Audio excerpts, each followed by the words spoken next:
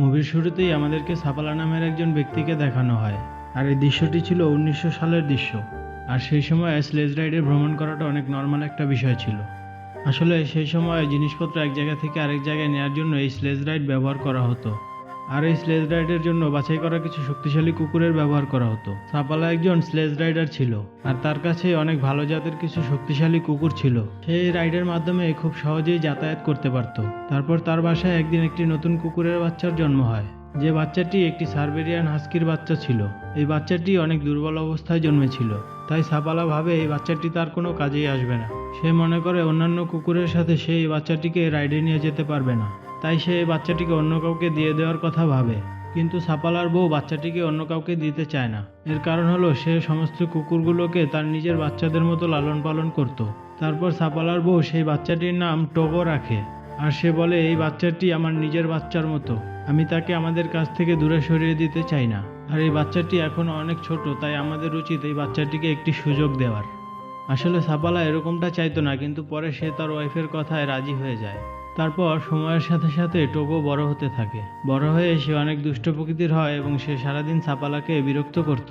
𝗕𝗲𝗃র বউ তাকে সবসময় বলতো টোগোকে তার সাথে রাইডে নিয়ে যাওয়ার জন্য, কিন্তু 𝗕𝗲𝗃 তার বউকে বলতো টোগো এখনো অনেক দুর্বল, সে এখনো রাইডে যাওয়ার উপযুক্ত হয়নি। কিন্তু 𝗕𝗲𝗃 একদিন টোগোকে তার বন্ধুর কাছে দিয়ে দেয়, কিন্তু 𝗕𝗲𝗃র বউ জানতো যে তার বন্ধু টোগোকে নিয়ে বেশিক্ষণ রাখতে পারবে না। এর কারণ হচ্ছে টোগো অনেক দুষ্ট ছিল। আর পরের দিন ঠিক সেই রকমটাই হয়, তার বন্ধু টোগোকে ফেরত দিতে আসে আর তাদেরকে বলে আমি এই কুকুরটিকে রাখতে পারবো না, এই কুকুরটি অনেক দুষ্ট। তার এই কথা শুনে 𝗕𝗲𝗃র বউ অনেক হাসতে থাকে, কারণ সে জানতো টোগো অনেক দুষ্ট। 𝗕𝗲𝗃 যখন তার কুকুরদেরকে নিয়ে রাইডে যেত তখন টোগো তাদের পিছনে পিছনে যেত। এই জন্য 𝗕𝗲𝗃 টোগোকে আটকে রাখে, কিন্তু সে মাটি গর্ত করে বের হয়ে আবার তাদের পিছনে চলে যায়। তারপর টোগো অন্যান্য কুকুরদের সাথে দৌড়াতে যায়, আর তখনই এই কুকুরগুলো 𝗕𝗲𝗃র কমান্ড ভুলে যায়, যার কারণে 𝗕𝗲𝗃 তার গাড়িটি নিয়ে পানিতে পড়ে যায়। তারপর 𝗕𝗲𝗃 রেগে গিয়ে টোগোকে একটি ঘরের মধ্যে আটকে রাখে, কিন্তু টোগো সেখান থেকেও বেরিয়ে আসে। তারপর 𝗕𝗲𝗃 তার একটি মেয়ে বন্ধুকে টোগোকে তার সাথে নিয়ে যেতে রাজি করে। তখন তার বন্ধু তাকে বলে আমি এই কুকুরটিকে নিয়ে যেতে পারি, কিন্তু এই কুকুরটিকে সারাদিন ঘরের মধ্যেই থাকতে হবে। তখন 𝗕𝗲𝗃 আর তার ওয়াইফ চুপ করে থাকে, তারা এই বিষয়ে কিছুই বলে না। তারপর তারা সেখান থেকে চলে আসার পর টোগো জানালার কাঁচ ভেঙে সেখান থেকে পালিয়ে সোজা 𝗕𝗲𝗃র কাছে চলে আসে। 𝗕𝗲𝗃 টোগোকে দেখে চিন্তিত হয়ে যায়। তারপর সে দেখতে পায় টোগোর পা কেটে গেছে এবং সেখান থেকে অনেক রক্ত বেরোচ্ছে। তারপর 𝗕𝗲𝗃 টোগোকে তার স্লেজে ওঠানোর চেষ্টা করে, কিন্তু টোগো সেখানে উঠতে চায় না। সে অন্যান্য কুকুরদের সাথে দৌড়াতে চায়, অনেক চেষ্টা করেও তাকে ওঠাতে না পেরে 𝗕𝗲𝗃 তাকে অন্য কুকুরদের সাথে বেঁধে দেয়। কিছুক্ষণ দৌড়ানোর পর 𝗕𝗲𝗃 দেখতে পারে টোগো অন্যান্য কুকুরের চাইতে অনেক জোরে দৌড়াচ্ছে। এটা দেখে 𝗕𝗲𝗃 টোগোকে সবার সামনে বেঁধে দেয়। টোগো অনেক জোরে জোরে দৌড়ে তাড়াতাড়ি বাড়ি চলে আসে। 𝗕𝗲𝗃 টোগোর দৌড়ের গতি দেখে অবাক হয়ে যায় এবং সে অনেক খুশিও হয়। তারপর সে বাড়িতে এসে তার ওয়াইফকে বলে টোগো অনেক শক্তিশালী কুকুর, তার মধ্যে কুকুরদের প্রধান হওয়ার যোগ্যতাও রয়েছে। 𝗕𝗲𝗃র এই কথা শুনে তার ওয়াইফও অনেক খুশি হয়। তারপর 𝗕𝗲𝗃 টোগোর সাহায্যে তার শহরে অনেকগুলো রেসে জিতে যায়। এইভাবে 𝗕𝗲𝗃 আর টোগো অনেক জনপ্রিয় হয়ে যায়, আর এইভাবেই তাদের দিন কাটতে থাকে। আর এখন টোগোর বয়স 12 বছর হয়ে গিয়েছে। তারপর একদিন তারা তাদের শহরে ফিরে আসে, আর শহরে ফিরেই তারা জানতে পারে তাদের শহরে একটি মহামারী দেখা দিয়েছে, আর সেই মহামারীটির নাম হচ্ছে 𝗕𝗵𝗃। আর এই রোগটি ওই এলাকার বাচ্চাদের মধ্যে বেশি দেখা যাচ্ছিল। এই রোগের মাধ্যমে ওই এলাকার অনেক বাচ্চা মারাও গিয়েছিল। এই কারণে সেখানকার লোকেরা এই রোগটিকে নিয়ে অনেক চিন্তিত ছিল। তারপর সেখানকার মেয়র একটি মিটিংয়ের আয়োজন করে, যেই মিটিংয়ে 𝗕𝗲𝗃ও গিয়েছিল। তখন মেয়র সবাইকে বলে এই মহামারী রোগের একটি ওষুধ রয়েছে, আর এই ওষুধটি এখান থেকে 600 কিলোমিটার দূরের একটি শহরে রয়েছে। আর এই মুহূর্তে সেখানে যাওয়াটা অনেক বিপজ্জনক, কারণ কিছুক্ষণের মধ্যেই সেখানে অনেক বড় একটি তুফান হতে চলেছে। তারপর মেয়র 𝗕𝗲𝗃র কাছ থেকে সেখানকার আবহাওয়ার অবস্থা জানতে চায়। তখন 𝗕𝗲𝗃 বলে আমি যখন সেখান দিয়ে আসছিলাম তখন আমার কুকুরটি অনেক ভয় পাচ্ছিল, এর মানে সেখানকার অবস্থা ভালো না। টোগো কখনো এরকম করেনি, সে যখন সেখানকার আবহাওয়ার অবস্থা দেখে ভয় পেয়েছে তখন আমাদেরকেও সতর্ক থাকা উচিত। এরপর 𝗕𝗲𝗃 বাসায় চলে যাচ্ছিল, যাওয়ার সময় একজন ডাক্তার তার কাছে লিফট চায়। তারপর 𝗕𝗲𝗃 ডাক্তারটিকে লিফট দেয় এবং তাকে তার হসপিটালে পৌঁছে দেয়। হসপিটালে গিয়ে 𝗕𝗲𝗃 দেখতে পারে সেখানে অনেক বাচ্চা গুরুতরভাবে অসুস্থ হয়ে আছে, আর এখন তাদেরকে যদি ওষুধ দিতে না পারে তাহলে তারা মারা যেতে পারে। এই দৃশ্য দেখে 𝗕𝗲𝗃 চিন্তায় পড়ে যায় এবং সে বাড়ি এসে তার ওয়াইফকে বলে আমি সেই ওষুধ আনতে যাব আর টোগোকেও আমার সাথে নিয়ে যাব। তখন তার ওয়াইফ তাকে বলে টোগোর বয়স বয়স এখন 12 বছর হয়ে গিয়েছে, আর তুমিই তো বলেছিলে টোগো এখন আর আগের মতো শক্তিশালী নেই, আর ওই এলাকার আবহাওয়ার অবস্থাও খুব বেশি ভালো না, আর আমি চাই না টোগোর মৃত্যুর কারণ তুমি হও। আর তোমার কারণে যদি টোগোর মৃত্যু হয় তাহলে তুমি নিজেকে সারা জীবনেও মাফ করতে পারবে না। কিন্তু সাপালা টোগোকে ছেড়ে সেখানে যেতে চায় না, তাই পরের দিন সে টোগোকে তার সাথে নিয়ে তার ওয়াইফকে গুড বাই বলে চলে যায়। কিছু দূর যাওয়ার পর সাপালা তুফানের সামনে চলে আসে, আর সেখানে বাতাসের বেগ এতই বেশি ছিল যে সাপালা তার সামনের কিছুই দেখতে পাচ্ছিল না। টোগো সবার সামনে ছিল, আর সাপালা কুকুরদেরকে জোরে জোরে দৌড়াতে বলছিল। এর কারণ হলো যেইভাবে হোক তাকে ওই শহরে গিয়ে সেই ঔষধটি নিয়ে আবার ফেরত আসতে হবে। সাপালা তীব্র গতিতে তার কুকুরদেরকে নিয়ে পাহাড়ের নিচের দিকে যাচ্ছিল। কিছু দূর যাওয়ার পর টোগো সেখানেই থেমে যায়। সাপালা কিছুই বুঝতে পারে না টোগো কেন থেমে পড়লো।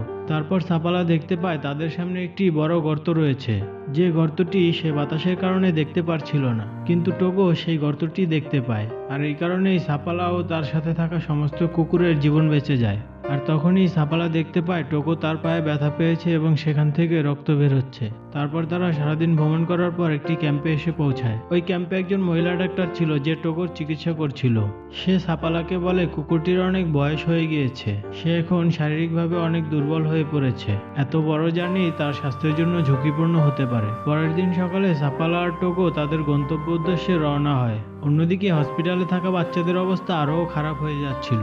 এদিকে সাপালা তার কুকুরদেরকে নিয়ে দ্রুত গতিতে এগোচ্ছিল, আর সে তখন একটি শর্টকাট রাস্তা দিয়ে যায় যাতে তাড়াতাড়ি ওষুধটি নিয়ে আসতে পারে। কিছু দূর যাওয়ার পর তারা তাদের সামনে একটি বরফের ঝিল দেখতে পায়, আর অন্যদিকে সেই তুফানটি তাদের দিকেই আসছিল। কিন্তু সাপালা সেখানে ভয় পায় না, সে তার কুকুরদেরকে আগে বাড়তে বলে। কুকুরগুলো সেই ঝিলের উপর দিয়ে যাওয়ার সময় ঝিলের বরফগুলো নড়ছিল, কিন্তু সাপালার কুকুরগুলো অনেক জোরে দৌড়াচ্ছিল, আর কিছুক্ষণ দৌড়ানোর পর তারা অনেক কষ্ট করে সেই ঝিলটি অতিক্রম করতে সক্ষম হয়।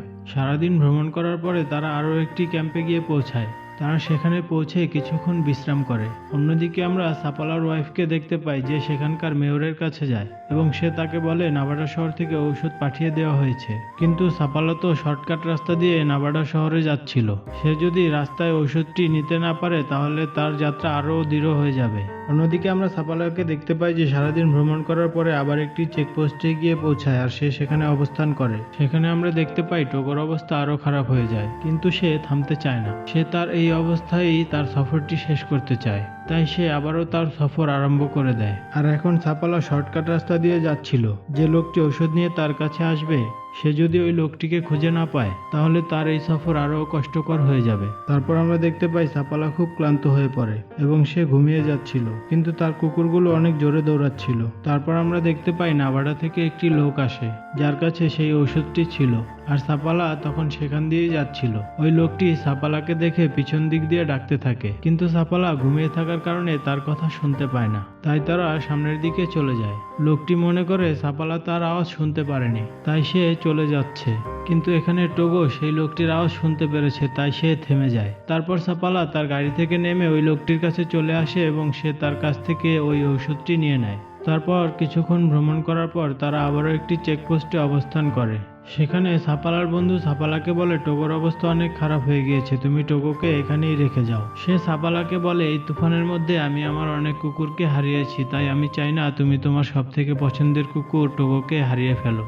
তখন সাপালা তার বন্ধুকে বলে টোগো হলো আমার প্রধান কুকুর, আর আমি টোগোকে ছাড়া এই যাত্রাটি শেষ করতে পারবো না। তারপর সাপালা তার কুকুরদেরকে নিয়ে আবারও শহরের দিকে যাত্রা শুরু করে। যাত্রার সময় ওই ঝিলটি আবার তাদের সামনে এসে পড়ে, যে ঝিলটি সাপালা তার কুকুরদেরকে নিয়ে গতকাল পার হয়েছিল, কিন্তু ওই ঝিলটি এখন নড়বড়ে হয়ে গিয়েছে। কিন্তু তাদের কাছে এই ঝিলটি পার হওয়া ছাড়া আর অন্য কোনো উপায় নেই, কারণ তারা যদি এখন এই ঝিলটি পার না হয় তাহলে তাদের যাত্রাপথ আরও একদিন বেড়ে যাবে। তারপর সাপালা সিদ্ধান্ত নেয় সে এই রাস্তা দিয়েই যাবে। সে তার কুকুরদেরকে সামনের দিকে যাওয়ার নির্দেশ দেয়। তার কুকুরগুলো অনেক জোরে দৌড়ে সেই ঝিলটি পার হচ্ছিল, কিন্তু তখনই সেই ঝিল থেকে পানি বের হচ্ছিল, আর তারা যদি এখন এই ঝিলের মধ্যে ডুবে যায় তাহলে তারা সবাই মারা যাবে। কিন্তু সাপালা, টোগো আর তার অন্যান্য কুকুরের জোরে দৌড়ানোর কারণে তারা কিনারের দিকে পৌঁছে যায়। কিন্তু তারা যেই বরফের টুকরোর উপর দিয়ে দৌড়াচ্ছিল সেই টুকরোটি মাটি থেকে আলাদা হয়ে যায়, তাই তারা সেখানেই থেমে যায়। তারপর সাপালা টোগোকে কিনারায় ছুঁড়ে ফেলে আর তাকে বলে এই বরফের টুকরোটিকে টেনে কিনারায় নিয়ে যেতে।